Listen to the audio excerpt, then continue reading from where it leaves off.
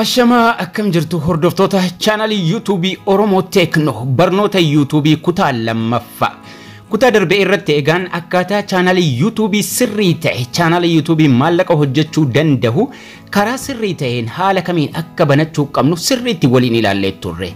Kutaa lammaffaa har'aa irratti immoo namni tokko chaanalii YouTube erga banatee booda maal sirreessuu qaba isa jedhu bal'inaan waliin ilaallaa jechuudha. Abauti sirreessuu qabna, logo hojjechuu qabna, akkasuma baanarii sirreessuu fi qabna jechuudha. Viidiyoo maxxansuu eegaluu keenyaan dura waan nuti dirqama sirreessuu qabnu jira jechuudha. Gara hoomiitti deebinee yeroodhuma YouTube keenya aappii isaa bannu profaayilii keenya irra tuquun eegalla. Sanaan booda your channel ka jedhu kanarra tuqannee your channel irra yeroo tuynu gara channelii keenya haala kanaan nu fidaa jechuudha. Mallattoo qalamaa sanarra tuqachuudhaan haa eegallu waan kutaa lammaffaa irratti sirreessuu qabnu. Inni jalqabaaga maqaa YouTube keenya godhanneerra isa lammaffaa handilii mallattoo qalamaa tuquudhaan aatiidhaan ka jalqabu sana itti sirreeffanna. Handle ka jedhu kun yoo isinii baase chaanaliin keessan maqaadhuma YouTube keessanii walitti aansaatii barreessaatii itti galfadha. Kana jechuun ekele waan jedhu maqaa YouTube keessanii yeroo itti barreessitan sanaan sarchiidhaan ni bahaa jechuudha. Erga maqaa YouTube keessanii barreessitanii booda save godhattu jechuudha. Barnoota YouTube maquma YouTube kiyyaan walitti aansee barreessee save tuqa. Erga san barreeffannee kaane descriptionidha. Mallattoo qalamaa tuquudhaan dhimma YouTube keenya irratti hojjechuudha deemaa jirru irratti barreeffannaa jechuudha. Waan hojjechuudha irratti deemaa jirru. Waan nama beeksisuu barbaannu jechuudha. Baga nagaan gara chaanalii kiyyaa dhuftan chaanalii kiyya irratti waan akkasii hojjechuuf handeema. Maatii ta'uudhaan waan feetan jettanii haga qubee 1,000 nuuf kenna waan ta'eef waan barbaadan irratti barreeffattu jechuudha. Baga nagaan gara chaanalii kiyyaa dhuftan chaanalii kana irratti barnoota YouTube bal'inaan maxxansina. Maatii chaanalii kanaa ta'uudhaan waan feetan jettanii haala kanaan irratti barreessitu. Yoo dandeessan afaan 2-3 gidduudhaa banuudhaan irratti barreessitanii save godhattu. Qubee 1,000 isinii kenna about save godhattu jechuudha. Waan barbaadan waan chaanalii keessan ilaallatu barreeffattanii. Barreeffannee save godhanna maqaa YouTube kiyya barnoota YouTube handling kiyya at barnoota YouTube akkasuma about barreeffadhe kullamman akkasumatti banaata.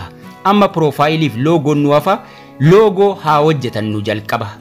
Logo keenya hojjetannaa jechuudha. Erga akkasitti YouTube keenya sirreessinee kaane aappii logo hojjechuuf nu barbaachisu PixArt aappii jedhamu Play Store irraa buufattu. Aappii kanarra seennee hojjennaa jechuudha. Logo gaggabaabseen isinitti agarsiisuudha yaala. Akkuma irra seentaniin mallattoon sarchii gubbaa jira. Logo jettanii sarchii gootu. Karaa salphaa ta'e logo hojjetachuudha. Logo jettanii yeroo isin sarchii gootan haala kanaan logo adda addaa isinii fida. Feetan ka suuraa fayyadamtanii feetan ka barreeffama qofaa fayyadamuudhaan logo mataa keessanii hojjetattu jechuudha. Baay'ee salphaadha. Amma fakkeenyaaf logo kana haa fayyadamu. Logo as jiru kana fayyadamee hojjedheen isinitti agarsiisa. Irran tuqadha. Ammallee logo kana choose my photo ka jedhuun tuqa. Gara fuula duraa deemee logocharra tuqadha. Yeroon tuqadhu gara hojjechuu nageessaa jechuudha. Baa jalqabaa kana waan barbaadeen bakka buufadha. Qubeedha waan ta'eef barnoota waan ta'eef baan sun haa ta'u barreeffama isa lammaffaa irra tuquudhaan isallee idiitii godhadhee maqaa kiyyatti deebifadha jechuudha. Baan sun achi jira waan ta'eef barnoota waan jedhu walitti aansee barreessuudha waan ta'eef barnoota walitti yeroo dhufee dubbifamu barnoota tahaa jechuudha. Ammallee barreeffama isa word jedhu jala jirus irra tuquudhaan YouTubein godhadha jechuudha. Logoodhuma hojjetamee jiruun maqaa kiyyatti deebisaa jira. Waan haaraa hojjetaa hin jiru jechuudha. Walitti dhufee barnoota YouTube ta'e. Saving godhadha jechuudha. Raayitii gubbaa tuqeen yookaan immoo next tuquudhaan save godhadha logo kana. Erga save godhannee booda gara YouTube keenyaatti deebinaa jechuudha. Save xiyye downloadii fakkaatu gubbaa ni jira. San tuquudhaan gara gaalarii keenyaatti save godhannaa jechuudha. Erga save godhannee booda gara YouTube dhaquun mallattoo qalamaa as jiru tuyne kaameeraa isa gidduu jiru kana irra tuqnaa jechuudha. Yeroo sarra tuyne gara gaalarii nu geessa logo keenya irra tuqachuudhaan quba lamaan qabnee akka nama suuraa qabee guddisuutti guddifne sanduuqa arfan kana keessa sirriitti galfannaa jechuudha. Sanduuqa san keessaa ba'uu hin qabu. Sanduuqa arfan nu kenname kana keessa ba'uu hin qabu. Sanaan booda set as profile picture ka jedhu tuquudhaan seevii godhannaa jechuudha. Sanduuqa arfan keessa erga sirriitti galchannee booda seebaas. Bakka mallattoon baa jiru sun sana dhufee galaa jechuudha. Mallattoon baa sun barnoota jedhee waan eegaluuf maqaan chaanalii kiyyaa jechuudha. Qubee jalqabaatiin eegala waan ta'eef. Amma loogoon kiyya seenee jira. Ka hafe maalinni baanariitu nuu hafa. Ammallee piiksaartiira tuqachuudhaan gubbaatti baanar jennee sarchii goona. Duraan loogoo jennee amma immoo baanar yookaan immoo YouTube baanar jettanii salphaatti sarchii gootu. Loogoo galfannee jirra baanariin nuu hafa waan ta'eef. YouTube baanar jedheen sarchii godha. Innis baanarii adda addaan naa dhufa kanumarra haa tuqadhu. Tokkumarra kanarra tuqadheen irra seenee hojjetadha isas jechuudha. Baanarii hedduudha ka barbaadan keessaa ilaaltanii filattu. Choose my photo ka jedhu kun jala isaa jira. Isarra tuqeen ammas isa kanas gubbaadha replay irra tuquudhaan isas maqaa kiyyaan bakka buufadha. Haala kanaan naa dhufa. Next ka jedhu ka jala jiruun tuqee gara fuula duraa deemaa jechuudha. Next tuqnee yeroo gara fuula duraa deemnu barreeffama sana bakka buufadhu naan jedha. Barreeffama sana maqaa kiyyaan bakka buufadha jechuudha. Barnoota YouTube jedheen bakka buufadha. Barnoota YouTube jedhee bakka buufadheen sirriitti raayitii godhachuudhaan bakka qabsiifadha sarara tokkotti deebisee jechuudha. Yoon akkasitti dhufe. Gidduurra kaa'uu qabna guddisuu hin qabnu haguma inni nuu kenne. Waan biraatti idaachuu barbaannaan istiikarii keessa akka mallattoo subscribe waan akkasii kana itti idaachuu barbaannaan waan barbaanne achuma jalaa istiikar ka jedhu ni jira. Istiikarii san tuquudhaan waan barbaanne fidanna. Istiikarii tuqna sarchii gubbaa irratti subscribe jedhee yoo sarchii godhe mallattoo subscribe adda addaan na dhufa. Dirqamaa miti suuraa keenyas keenya dhiisuu dandeenya. Akkasuma waan barbaanne barreeffamas keenya maqaa YouTube keenyas barreessinee dhiisuu dandeenya. Bareechinee bareechuu barbaannaan garuu waan adda addaa finnee irra galchuu dandeenya jechuudha. Mallattoo subscribe waan akkasii kana xixiqqeessine maaliif gidduurraa qofa fudhata waan ta'eef erga keenya booda seevii goone gara YouTube'itti deebinaa jechuudha.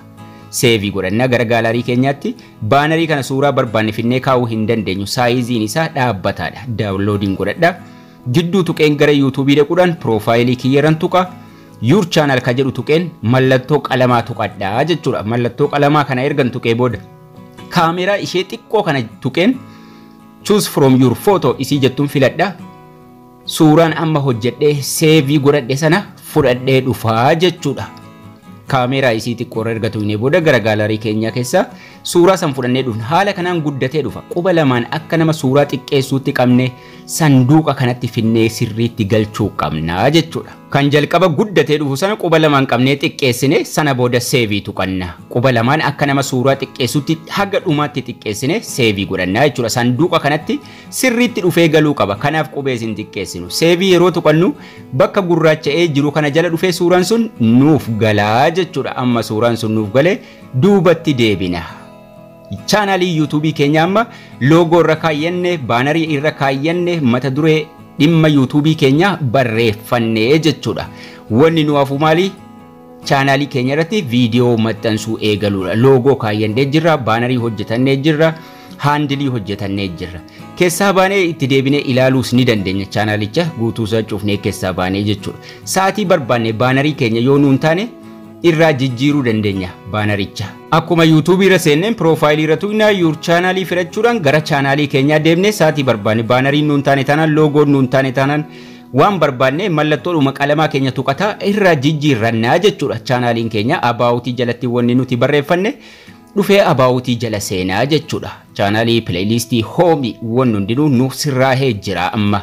Mallattoo qalamaa irra tuqachuudhaan piroofaayilii sa'aatii barbaanne baanarii akkasuma maqaa YouTube'if haandilii sa'aatii barbaanne irraa jijjiirrannaa jechuudha. YouTube keessaa baanee yeroo YouTube'itti deebinu gaa irra seennaa piroofaayilii keenya irra tuqannaa sanaan booda your channel ka jedhu irra tuqachuudhaan your channeliin kun as jira isa irra tuqannee gara chaanalii keenyaa deemnaa jechuudha. Waan asirraa sirreeffamuu qabu irra caalaa isaa sirreessinee jirra. Seetingii tokko tokko tafa chaanaliin kun akka kan daa'imaa hin taane akkasuma taagii adda addaa waan nuti sirreeffannu nuuf hafa. Kutaa ittaanu kutaa sadaffaa irratti kan waliin ilaallu ta'a. Barnoonni keenya har'aas kana fakkaata. Haga barnoota kutaa ittaanu walitti deebinutti turtii gaarii nagaan tura.